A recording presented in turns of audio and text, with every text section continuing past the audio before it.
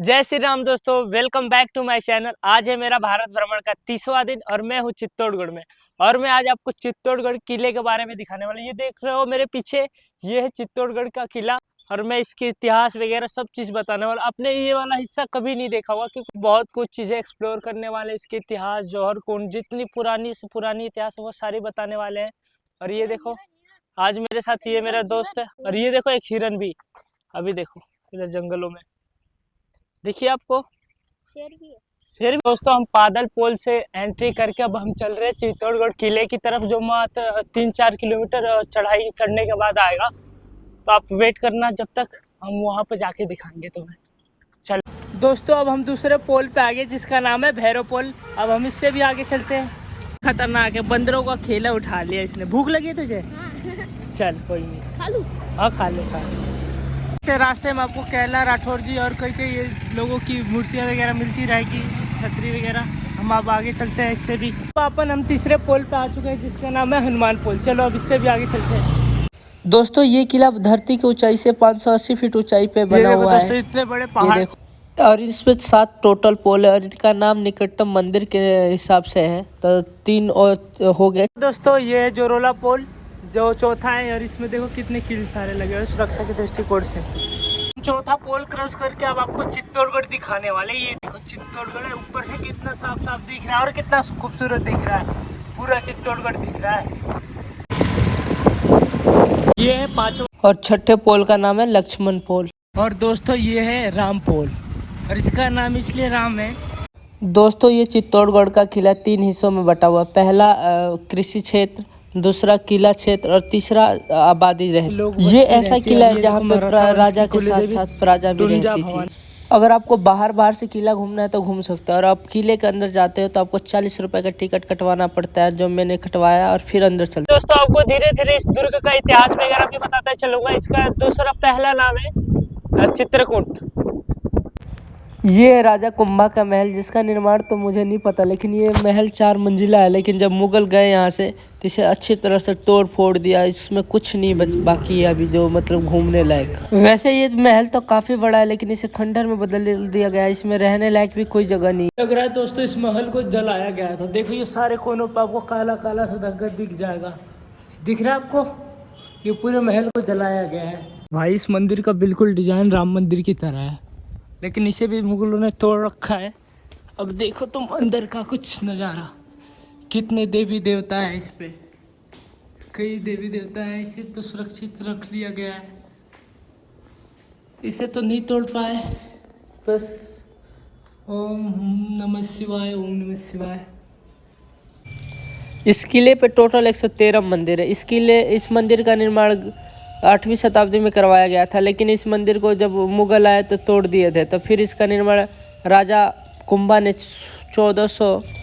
1433 से 1468 के बीच में बनवाया था। यह मंदिर विष्णु भगवान को समर्पित है, लेकिन बाद में इन्होंने कृष्ण भगवान की प्रतिमा रखवाई, क्योंकि ये जो प्रतिमा थी वो पहले मुगल तोड़ चुके थे। खास बात यह है कि यह मंदिर 2 डिजाइनों पर बना है, एक उड़ीसा के पुरी की तरह और एक द्वारका की तरह। दोनों तरफ से वो मंदिर बना।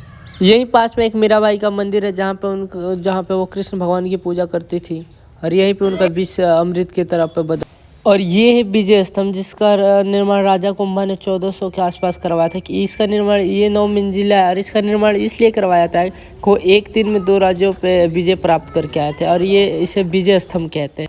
अभी आपको जितने भी टुकड़े वगैरह दिख रहे हैं, ये सारे उस टाइम मंदिर थे। कोई ना छोटा बड़ा 13,000 मतलब 1300 मंदिर थे उस टाइप इस किले पे, और ये सारी चीज़ें तोड़ दी गई है मुगलों द्वारा। तभी बहुत कुछ चीज़ें टूटी फूटी आपको देखने को मिल जाएगी।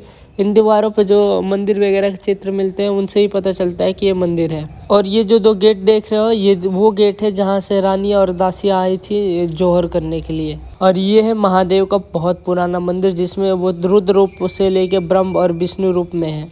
और वहीं पे ये गौमुख कुंड है जो बहुत पुराना है, और इसमें हमेशा 24 घंटे 24 महीने पानी झरने से आते रहता है। और ये जो कुंड देख रहे हो 50 फीट गहरा है, जिसका कुछ पता नहीं कि इसका पानी कहाँ से आता है। और इसी पानी से आज पूरे चित्तौड़गढ़ में पानी की पूर्ति की जाती है। इस कुंड को मेवाड़ का छोटा हरिद्वार भी कहा जाता है। यहाँ के लोग कहते हैं ये है जौहर स्थल, जहाँ पे 3 बार जौहर हुआ था। पहला पद्मावती और कई मतलब लाखों स्त्रियों ने अपने जान दी है यहाँ पे। इस किले में जितने भी कुंड तालाब है, बहुत सारे कुंड तालाब है 84 के आसपास, लेकिन जितने भी हैं वो सब एक दूसरे से जुड़े हुए हैं। ये है एक सेनापति का महल जिसका आपने नाम जरूर सुना होगा, बाप्पा रावल, जिनका सर कट गया लेकिन धर लड़ते रहा।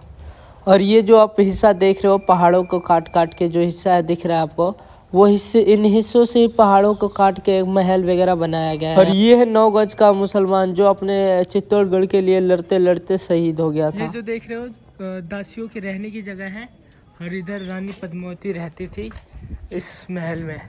चलो दिखाते हैं अब आगे। ये देखो दोस्तों, ये भी रानी पद्मावत का रूम था उस टाइम पे, लेकिन ये देखो जब खिलजी आया था तो यहाँ इस जगह पे खड़ा किया गया था उसे, और उनको जो रानी पद्मावत थी वहाँ पे बैठी थी सामने, और उनका पानी जैसे वाटर लेवल फुल हो जाता है तो उसका परछाई जो है ना जैसे ऊपर पड़ता है और कांच पे पड़ता है सीधे। इधर वाले देखो, इधर दिख रहे हैं ना 3-4 कांच लगे हुए थे, 1 2 3 ये 4, तो सीधे पड़ता है और उनका फेस दिखता है जब भी खिलजी ने देखा था। ये जो जल महल है पूरा जल के अंदर है, और इसके लिए नाव का उपयोग किया जाता है। और यहाँ पे अभी भी कमल वगैरह का फूल जो होते हैं वो खिलते रहते हैं, और सितंबर वगैरह में तो बहुत अच्छे दिखता होगा शायद। और जब आप आगे बढ़ते हो और आगे जाते हो, जैसे घुमाव रास्तों पे जाते हो, तो ये आपको कुंभकर्ण दिखता है। ये ऐसा कहते हैं लोग कि ये कुंभकर्ण है जो लेटा हुआ है अरावली के हिल्स में आज भी, तो वो ये जगह है जहाँ कुंभकर्ण आपको आज भी लेटा हुआ दिखेगा। इस भाई ने मुझे 1-2 किलोमीटर का ऑटो वाला होकर भी लिफ्ट दिया था। और ये है कीर्ति स्तंभ जो जैन धर्मियों को समर्पित है। यहाँ पे जैन धर्म का काफ़ी बड़ा मंदिर है। और ये है म्यूजियम जो 5 बजे के बाद बंद हो चुका था। और राणा कुंभा के पहले ये जो 7 पोल थे वो इधर हुआ करते थे, लेकिन जब राणा कुंभा जब आए तो सिटी की तरफ 7 पोल कर दिया, और नहीं तो 7 पोल पहले इधर हुआ करते थे दूसरी साइड पे। और ऐसे ही आज का मेरा पूरा दिन खत्म हो जाता है इस किले में। और ये बताएं कि मुझे क्या अपने वीडियो में सुधारने की ज़रूरत है, और क्या मैं कैसी लग रही है मुझे आप लोगों को मेरे भारत भ्रमण के ये दिन।